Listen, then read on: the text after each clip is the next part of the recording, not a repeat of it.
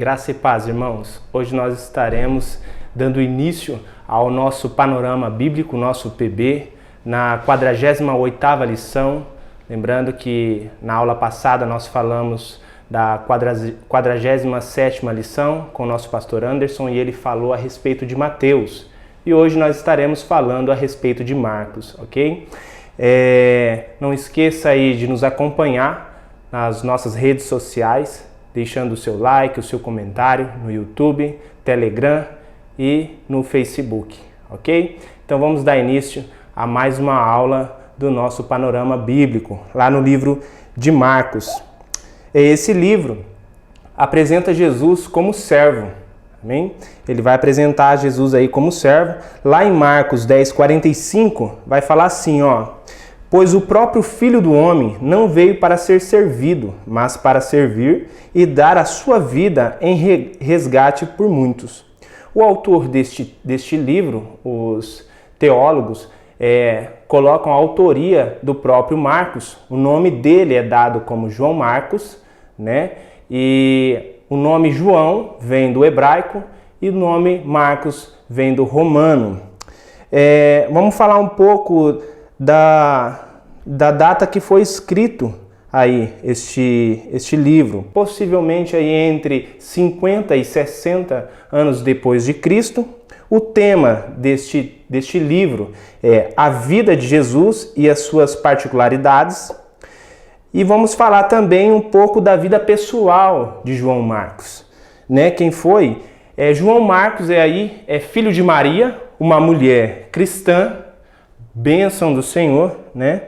Que está lá registrado em Atos 12:12. Vou estar lendo para os irmãos. Ao ser dado conta disso, Pedro resolveu ir à casa de Maria, mãe de João, também chamado Marcos, onde muitas pessoas estavam congregadas e oravam. Possivelmente João Marcos cresceu dentro de um lar cristão, pois sua mãe fazia da sua casa um ponto de encontro dos irmãos em Cristo para compartilhar a respeito da palavra de Deus. Então nós vemos aí que a nossa irmã Maria, mãe de Marcos, era uma mulher cristã que a sua casa estava cheia de pessoas, né? Então possivelmente João Marcos, ele cresce debaixo de um lar cristão envolvido com bastante pessoas, né, cristãs, graças a Deus. Nós vemos também algo muito importante que nós vemos que teólogos pesquisaram aí, falaram a respeito disso, que possivelmente alguns acreditam que João Marcos seja o jovem que fugiu na noite em que Jesus foi preso, né? Fugiu ali nu na noite que Jesus foi preso. Está lá registrado em Marcos 14, 51 e 52. Vamos falar um pouco da introdução aí do ministério de João Marcos. Marcos era companheiro de Pedro e seu evangelho contém o que ouvirá de Pedro. Marcos também acompanha Paulo e Barnabé na primeira viagem missionária e por algum motivo desconhecido os abandonou pouco tempo depois do ano 43 e 44 depois de Cristo. Isso vai estar registrado lá em Atos 13:13, irmãos. Quando Barnabé quis levar o jovem na segunda viagem missionária, Paulo o recusou, discutindo com Barnabé. Por esse motivo se separaram, mas Barnabé ainda confiava e acreditava no jovem Marcos, que está registrado em Atos 15. Com o passar do tempo, Marcos conquista a confiança de Paulo, está lá em Filemão, verso 24. Esse esteve preso com ele em Roma também, que vai estar lá registrado em Colossenses 4:10, que vai dizer assim, ó, vamos estar acompanhando aí. Aristarco, que está preso comigo, manda saudações, e também Marcos, primo de Barnabé. A respeito dele, vocês já receberam instruções. Se ele for até aí, recebam-no bem. Então nós vemos aí que há algo a respeito de João Marcos. João Marcos, no início da sua trajetória, né, como cristão ali, nós vemos que João Marcos ele é um jovem ainda imaturo. Na sua primeira viagem missionária com o próprio Paulo e Barnabé, ele vai nessa viagem, não sabemos o porquê, mas ele retorna para sua casa em Jerusalém, deixando Paulo e Barnabé ali onde eles estavam evangelizando as pessoas.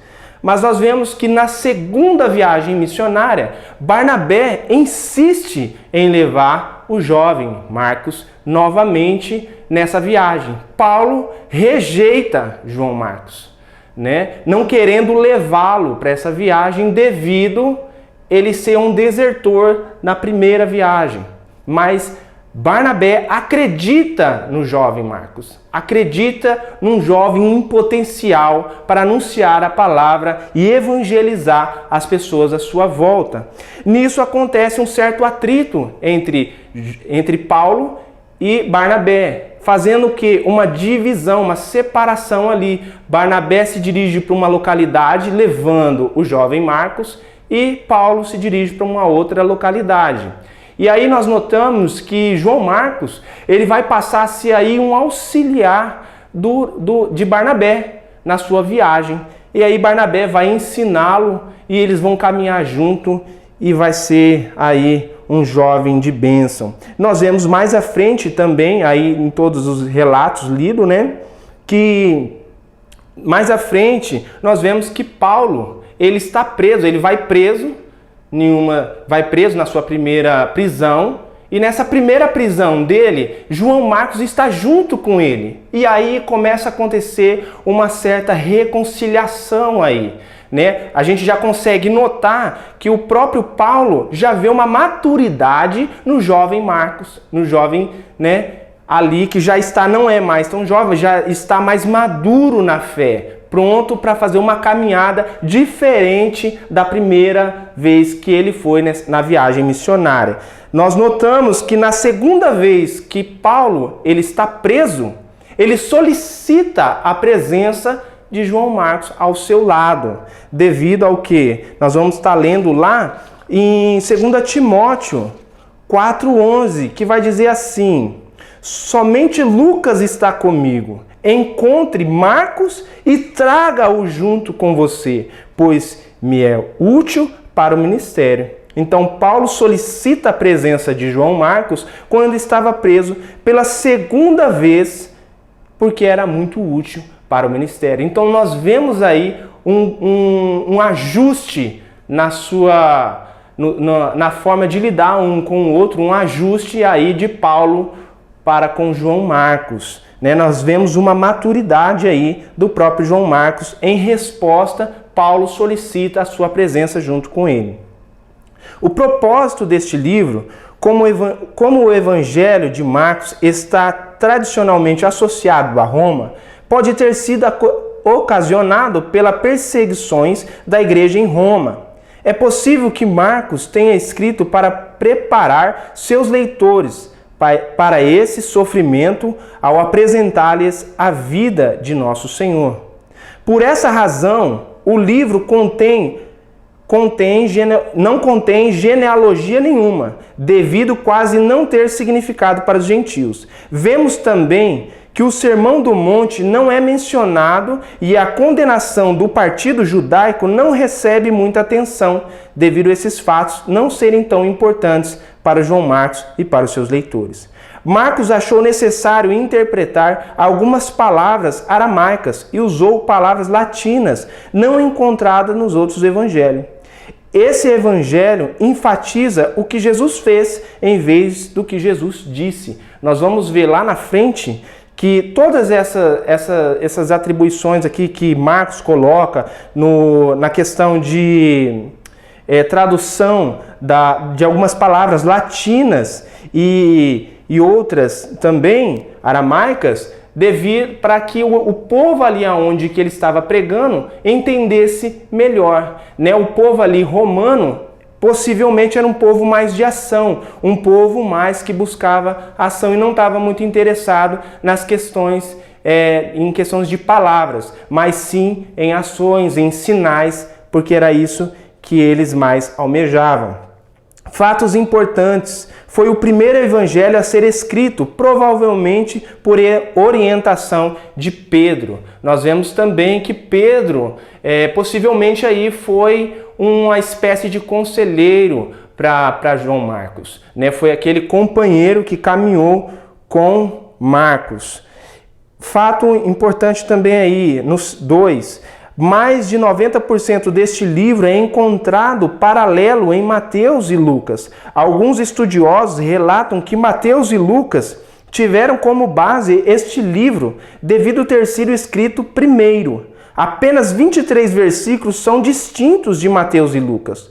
Tudo indica que eles acrescentaram algumas informações.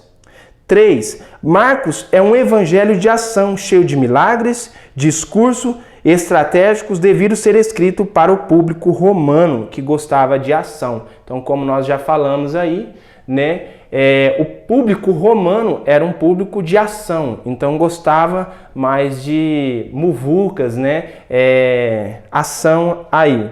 Marcos não inclui, voltando aqui no 5, descreve Jesus como servo. Segundo a profecia de Isaías, enquanto Mateus descreve Jesus como rei, o versículo-chave é 10:45, porque o Filho do Homem não veio para ser servido, mas para servir e dar a sua vida em resgate de muitos. Né? Então, como foi dito lá no começo, Jesus vem para servir e não ser servido. Né? Então, aí a gente vê também que Marcos ele se coloca à disposição para o trabalho, para a dedicação de evangelizar as pessoas ali, os romanos, né? Esse era o foco maior. Então, algo pessoal aqui que eu acrescento, muito importante, amados, é algo pessoal. Eu vejo um fato aqui, que é a respeito da mãe de João Marcos, né? Ela, como uma cristã, ela se coloca à disposição para servir. E ela toma para si, assim como Jesus tomou para si, servir a outras pessoas. E nós vemos que ela toma posse, né, e traz para dentro da sua casa cristãos verdadeiros. Nós vemos aí a necessidade e a responsabilidade do pequeno grupo, dos pequenos grupos nos nossos dias, das células, né? Como que é bênção e como que o povo de Deus ele cresce e amadurece quando estamos engajados, envolvidos no pequeno grupo. Nós vemos aí um filho, né, que cresceu debaixo da palavra de Deus, cresceu dentro de um grupo pequeno, né, e que se tornou um grande evangelista mais aí à frente. Né? E quantas bênçãos o Senhor não pode nos dar através dos pequenos grupos, não é verdade? Então aí nós vemos aí acrescentando para a nossa vida que nós sejamos um povo que serve, um povo que está pronto para abrir a porta das nossas casas para os pequenos grupos, para as células, né? E ser bênção na vida de outras pessoas. Então essa é a nossa lição de hoje, a 48ª. Falamos um pouco aí do livro de Marcos. Eu espero que você tenha sido abençoado com esse contexto de hoje. Amém? Obrigado e nos acompanhe aí nas redes sociais, tá bem? Deus abençoe e até a próxima aula.